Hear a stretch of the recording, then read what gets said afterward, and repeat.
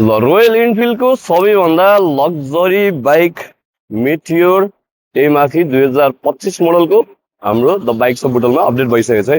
ल लग्जरी किन भन्दाखेरि चाहिँ यो एकदमै कम्फोर्टेबल छ। यसमा बस्दा चाहिँ बडीको पोस्चर एकदम मजाले मिल्छ र लङ टुर हिँड्दा ढाडहरू केही पनि दुख्दैन। अब कम्फोर्टेबल एकदमै छ र सानो हाइट भएको मान्छेलाई पनि मजाले चलाउन मिल्छ।